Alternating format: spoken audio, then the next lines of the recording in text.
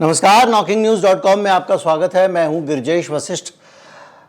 आज बात करेंगे कांग्रेस पार्टी के नए स्टाइल ऑफ वर्किंग पे। मैंने पहले भी इस पे वीडियो बनाया था। कर्नाटक चुनाव से पहले राहुल गांधी की कुछ गलतियों की तरफ आपको ध्यान दिलाया था। गलतियां क्या, उनकी रणनीति में जो कमी है उसकी तरफ ध्यान दिलाया था। अब मणिपुर में राहुल गांधी ने फिर कुछ किया है और ये जो किया है इससे काफ़ी आने वाले समय में देश की राजनीति पर असर पड़ेगा। और ये जो शैली है, ये शैली उनकी एक तरह से अमोघ अस्त्र की तरह की शैली बन गई है और इसको आप ज़्यादातर जगहों पर देखेंगे। राहुल गांधी का नया स्टाइल क्या है और इसके साथ साथ हम मणिपुर की समस्या को भी समझेंगे, उस पर फोकस करेंगे। दोनों चीज़ों को मिलाकर आज का वीडियो है। मेंबरशिप भी उपलब्ध है, QR कोड भी है, बहुत सारे माध्यम है। आप जैसे चाहें वैसे हमारी पत्रकारिता का समर्थन कर सकते हैं। मैं अभी हाजिर हुआ। दोबारा कह दूं, अगर आपके पास धन की कमी है, अतिरिक्त धन नहीं है, तो कृपया अपना ख्याल रखें, वो ज़्यादा ज़रूरी है। चैनल आपका हमेशा से था, हमेशा से रहेगा और आप अधिक सम्मानी हैं। मैं अभी आया।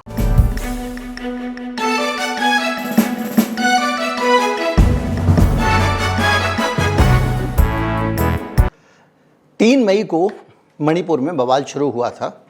बवाल वैसे 5 मई से शुरू हुआ था, लेकिन 3 मई को all tribal student union of Manipur का मणिपुर में प्रदर्शन था। मैं ये बैकग्राउंड और आपको इसलिए बता रहा हूँ क्योंकि अब इतना मणिपुर का घटनाक्रम आ गया है तो आपको ये पता रहना चाहिए कि ये शुरू कहाँ से हुआ था। और ये जो ट्राइबल स्टूडेंट यूनियन है, ये मतलब पहाड़ पर रहने वाले जो कुकी हैं वो और उनके साथ में नगा और जो छोटे मोटे ट्राइब्स हैं, जो मतलब कम संख्या में इसलिए छोटे मोटे हैं, वो उन सब लोगों ने एक सॉलिडरिटी मार्च निकाला था।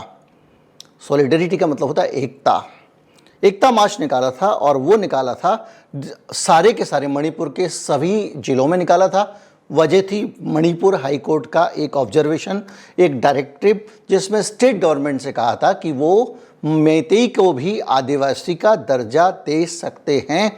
इसके बाद में वहाँ पे अलग अलग जगहों पे क्लैशेस शुरू हो गए और ये चीज़ें जो हैं वो चंद्रचूड़पुर में कुछ ज़्यादा ही हिंसा हो गई, फिर वो हिंसा दूसरी जगहों पर फैल गई, ये आपको पता है। तो कुल मिला के 5 तारीख को, 5 मई को ये हिंसा अलग अलग जगहों पे फैल गई थी और 6 मई को आर्मी को वहाँ पे डिप्लॉय करना पड़ा। अब आपको ये अंदाज़ा लग गया होगा कि 5 मई से 5 जून और 5 जून से अब बहुत जल्दी ही 5 जुलाई आने वाली है। 2 महीने होने वाले हैं। देश के प्रधानमंत्री की तरफ से बयान की मांग की जा रही है। अब ये बयान देने से क्या हो जाएगा? अब आपको कभी कभी लगता होगा बयान देने से क्या हो जाएगा। बयान देने से कि पे इसलिए जोर होता है सभी पार्टियों का क्योंकि देश का प्रधानमंत्री अगर किसी मसले पर कुछ कह रहा है तो वो उसके शब्द नहीं होते, वो ऐसा भाषण नहीं है कि वो दे के निकल गए। अगर वो कहते हैं कि ये चीज़ बर्दाश्त नहीं की जाएगी, ये कहते हैं वो, तो इसको भी कई जगहों पर नोट किया जाता है और संबंधित विभागों को इससे जुड़े हुए आदेश भेजे जाते हैं और उस पर कार्रवाई होनी शुरू हो जाती है।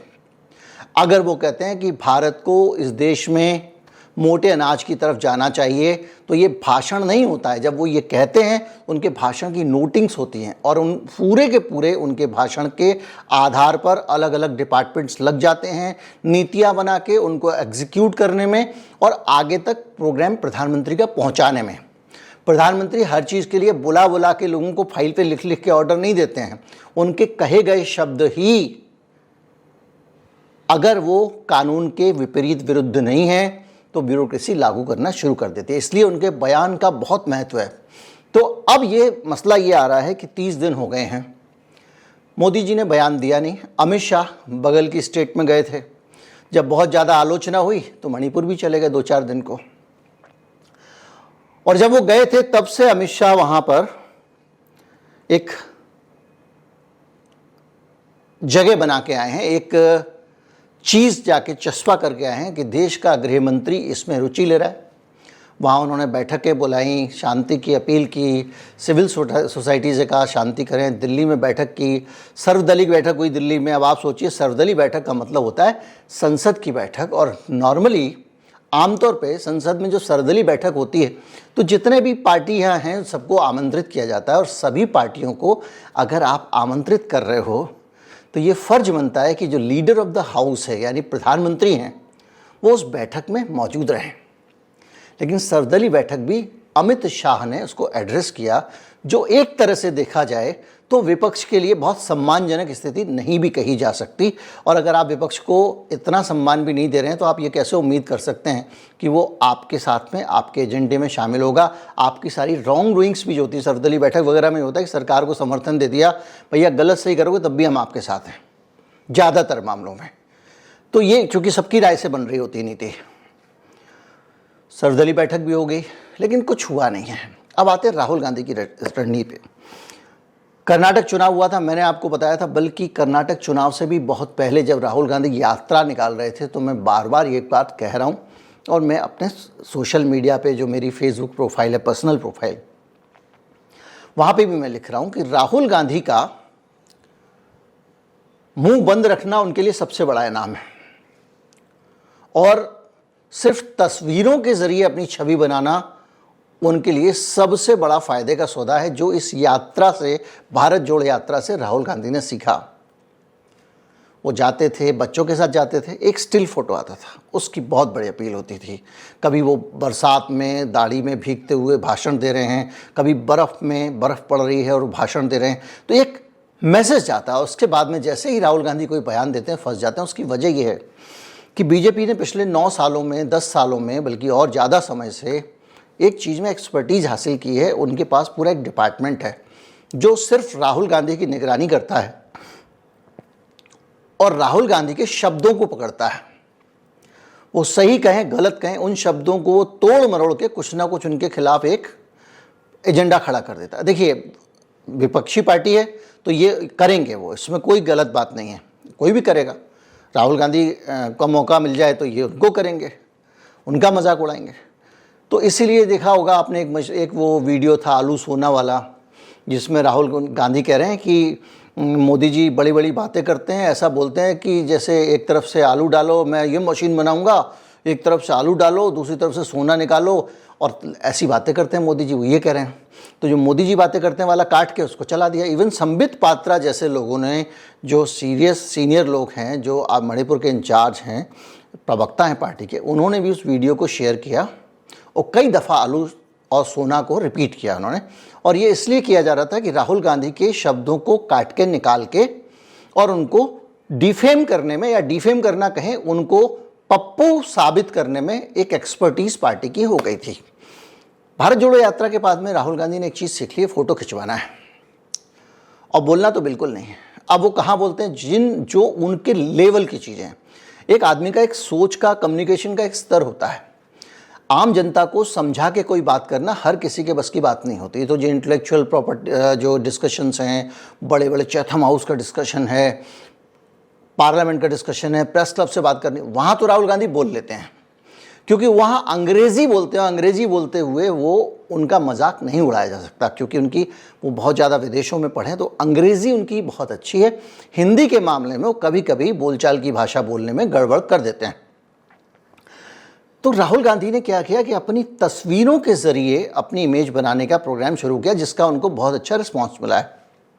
याद कीजिए, लंदन, अमेरिका जाते हैं तो वहाँ ट्रक ड्राइवर जो हैं उनके साथ बैठ के वो सफ़र करते हैं, और उसमें एक वीडियो बनता है और उसमें एक संदेश जाता है। करोल बाग चले जाते हैं, इंदौर जाते हैं तो एक फ़ोटो आती है महाकाल के सामने लेटे हुए, संदेश दे देते हैं। करोल बाग चले जाते हैं, मोटरसाइकिल ठीक करने लगते हैं, कहीं कुछ करने लगते हैं, कहीं कुछ करने लगते हैं। और ये जो मैसेज है ना उनका, विजुअल मैसेज देने का, ये बहुत कामयाब हो रहा है। और मणिपुर में जाना अपने आप में एक बड़ा संदेश, इस तरह से अक्सर आपने देखा होगा मोदी जी और उनकी पार्टी इसको फ़ोटो अपॉर्चुनिटी कह के खारिज करने की कोशिश करती है। उसकी वजह यही है कि इसका फ़ोटोग्राफिक वैल्यू बहुत ज़्यादा है। तो जब वो मणिपुर में जा रहे हैं, लोग उनसे बिलख बिलख कर रो रहे हैं, अपने दुख दर्द बता रहे हैं, वो लोगों को गले लगा रहे हैं, रास्ते में जा रहे हैं, लोग उनका स्वागत कर रहे हैं। इस तरह के जो 150 फोटोग्राफ आए हैं वो राहुल गांधी की बहुत बड़ी उपलब्धि है। और उस उपलब्धि के कारण कहीं ना कहीं, मैं अभी मणिपुर भी डिस्कस करूंगा, चिंतित ना हो, और मैं कोशिश करूंगा कि वीडियो लंबा ना हो, उस बड़ी उपलब्धि के कारण ही अभी जो है वो बड़ी लकीरें खींचने लगे। देखिए, जैसे अब मोदी जी का आज दिल्ली यूनिवर्सिटी के फंक्शन में मेट्रो से सफ़र करके जाना, पहले वो मेट्रो से जा चुके हैं इवेंट के तौर पे, लेकिन वो फिर एक फोटोग्राफिक अपॉर्चुनिटी है। अब उनको भी लगने लगा कि नहीं, फोटोग्राफिक मैसेज दो। लेकिन मोदी जी ज़्यादा से ज़्यादा क्या कर लेंगे, गंगा में नहा लेंगे, सड़कों पर लंबी यात्रा निकाल लेंगे। उनकी एक यात्रा भी शेड्यूल की कैंसिल भी हो गई, जिसमें खूब सारे कई क्विंटल फूल बरसा दिए जाएंगे। और ज़्यादा से ज़्यादा अगर वो जनता के लेवल तक जा सकते हैं तो मेट्रो में सफ़र कर लेंगे। करोल बाग में जाके इंजन ठीक तो नहीं कर सकते, हालांकि उनकी कोशिश रहती है। जब टनल का उद्घाटन हुआ तो पूरे टनल के उद्घाटन में एक बोतल सड़क पे पड़ी हुई थी, उसको उठा लिया, स्वच्छ भारत में झाड़ू लगाई। लेकिन एक फोटो के ज़रिए जो एक युद्ध होता है दिमाग में आपके अपनी छवि बनाने का, उस युद्ध में जो मोदी जी एक लंबे समय से उसको एक तरफ रख चुके थे, उनको लगता था ऐसे ऐसे करके मैं भाषण दूंगा तगड़ा वाला, लोग मेरे वैसे ही फ़ैन हैं। अब उनको समझ में आ रहा है नए सिरे से छवि बनाने की ज़रूरत है। तो ये एक पूरा खेल था जिसमें राहुल गांधी मणिपुर में जाकर अपनी एक बढ़िया छवि बनाकर आए हैं और ये मैसेज देने में कामयाब हुए हैं कि सरकार 2 महीने में कुछ नहीं कर पाई है और ये काम सरकार भी कर सकती थी। एक एक आदमी से मिलना चाहिए सरकार को, और ये मैसेज भी देने में कामयाब हुए हैं कि मिलना तो दूर, मोदी जी एक स्टेटमेंट भी मणिपुर के बारे में नहीं दे पा रहे हैं। 355 मणिपुर में बड़ी जल्दी धारा 355 लागू कर दी थी। अब 355 लागू करने का मतलब यह है कि जो वहां के लॉ एंड ऑर्डर की सिचुएशन है वो सरकार ने अपने हाथ में ले ली। कौन सी सरकार ने? केंद्र सरकार ने। लेकिन 356 नहीं लगाई। देखिए, जो गलतियां कर रही है केंद्र सरकार, 356 क्यों लगानी चाहिए थी? 356 के तहत राज्य की सरकार को बर्खास्त किया जा सकता है और केंद्र अपने हाथ में शासन ले सकता है। केंद्र शासित प्रदेश वो एक अस्थायी तौर पर बन जाता है, जैसे कि दिल्ली में हुआ था। अब दिक्कत यह है कि वीरेन को लेकर वहां के ना तो नागा खुश हैं, ना कुकी खुश हैं, और ना ही मैतेई खुश हैं। एक सिंबॉलिक एक्शन अगर भारतीय जनता पार्टी तगड़ा वाला बीरेन के ऊपर ले ले, जो वहाँ के मुख्यमंत्री यानी की पार्टी के, तो भी नीचे तक अच्छा संदेश जा सकता है। भाई, अगर आप कह रहे हैं मैं शांति कमेटी बनाऊंगा, सब लोग उसमें शामिल होकर शांति की बात करें, नहीं बन रही है, कोई बात नहीं, सरकार को चले जाना चाहिए, वहाँ पे जाके अमित शाह को कैंप करना चाहिए। 4 दिन कैंप यहाँ करें मैदान में, 4 दिन ऊपर करें, 4 दिन वहाँ करें, और ईमानदारी से सबके दिल की बात सुने और रास्ता निकालें। अब थोड़ा बहादुर होना पड़ेगा आपको, आतंकवाद से डरोगे तो ये काम नहीं हो पाएगा। और मुझे लगता है कि देश के गृहमंत्री को डरने का कोई कारण भी नहीं है। भारत का सुरक्षा तंत्र बहुत मजबूत है और गृहमंत्री को कोई खतरा नहीं हो सकता। तो लेकिन राहुल गांधी जा रहे हैं। अब राहुल गांधी जाते हैं, राहुल गांधी को रोका जाता है, ये भी एक अपॉर्चुनिटी है राहुल गांधी के लिए। और फिर वो हेलीकॉप्टर से जाते हैं, उनको रोक दिया जाता है तो हेलीकॉप्टर से पहुंच जाते हैं और वही चूड़ा चांदपुर के वहीं पे उसी कैंप में जाते हैं जहाँ पे लोग बहुत ज़्यादा विस्थापित लोग हैं। दुर्भाग्य से जो है वो मैतेई इलाकों में कुकियों के कैंप हैं, कुकी इलाके में मैतेइयों के कैंप हैं, तो और ज़्यादा अलर्ट रहने की ज़रूरत रहती है। तो ये जो पूरा घटनाक्रम है, इसमें अगर 356 आप लगा देते और राजिन को हटा देते, राष्ट्रपति शासन लगा देते, भैया आप ही की पार्टी है ना केंद्र में भी, अगर 356 लगा के हटा भी दोगे तो आप ही की सरकार रहेगी ना। लेकिन नहीं, एक डर और है, और राजनीतिक ताकत हासिल करना, सरकार बनाना, चुनाव जीतना, इसके लिए ये लीडरशिप जो है बीजेपी की, कुछ भी कर सकती है, ये आप जानते हैं। अगर ये राजन को हटाते हैं तो हो सकता है मणिपुर इनके हाथ से निकल जाए। कैसे निकल जाए? होता यह है कि जब आप किसी राज्य में 356 लागू करते हैं तो 6 महीने के अंदर आपको चुनाव कराना पड़ेगा, और चुनाव नहीं कराएंगे तो फिर अध्यादेश पारित करके उसको एक्सटेंड करना पड़ेगा, शायद 3 महीने के लिए और हो जाता, उसके बाद नहीं हो पाता। मेरी जानकारी अगर सही है, मुझे ठीक से याद नहीं है, लेकिन जो भी होता है वो स्थायी नहीं होता। तो अगर वहाँ आपने लगाया तो आपको उन परिस्थितियों में चुनाव कराने पड़ेंगे, और इस चुनाव में आने वाले समय में 3 महीने में हालात को नियंत्रित करके 6 महीने में आप जब चुनाव कराने जाएंगे, तब कतई इस बात के चांसेस नहीं दिख रहे हैं कि भारतीय जनता पार्टी वहाँ जीतेगी। इसका अंदाज़ा कैसे लगता है? जो वहाँ पे राहुल गांधी जा रहे हैं, जनता का जो रिस्पांस मिल रहा है, राहुल गांधी के साथ में जिस तरह से लोग मणिपुर के खड़े हुए हैं, ऐसा लग रहा है कि नोआखाली में बापू आ गए हों। हर आदमी को वो लग रहा है कि बस ये आदमी आ गया, मतलब एक कोई अपना आ गया। एक कनेक्ट है, कैसे है मुझे नहीं पता। ये कनेक्ट आपको बहुत कम नेताओं के साथ दिखेगा, लेकिन है। अब वो स्टेज्ड हो सकता है, ये हो सकता है कि वहाँ के लोगों को सिखा पढ़ा के लाया गया हो सकता है कि राजनीति में कुछ भी हो सकता है, लेकिन फ़ोटो देखने में लगता है वो कुदरती नेचुरल आंसू है।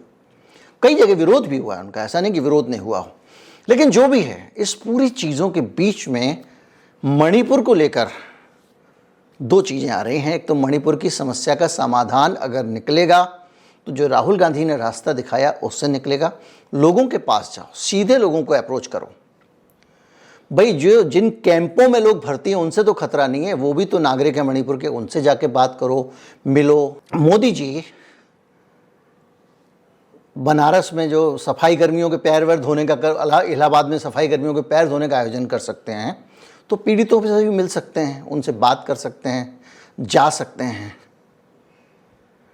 लेकिन अब आपको लोगों को निगेट नहीं करना है, अब आपको डिनाइल में वोट नहीं करना है, आपको नकारना नहीं है कि वहाँ हालत ख़राब है, आपको स्वीकार करना है हालत ख़राब है, लोगों की नाराज़गी को भी स्वीकार करना है। आग आप ही की लगाई हुई है, सब तरफ से पता है। ज़्यादा मैं बोलूँगा नहीं, मेरे वीडियो उड़ाए जा रहे हैं, मेरे वीडियो उड़ाए जा रहे हैं। कुछ वीडियो जो आपने पहले देखे थे अब चैनल पे नहीं हैं मणिपुर के मामले में। उम्मीद करता हूँ ये वीडियो आपको अच्छा लगा होगा। ज़्यादा से ज़्यादा शेयर कर लो, जल्दी से जल्दी देख लो, पता नहीं कि ये कब तक रहेगा। नमस्कार, जय हिंद।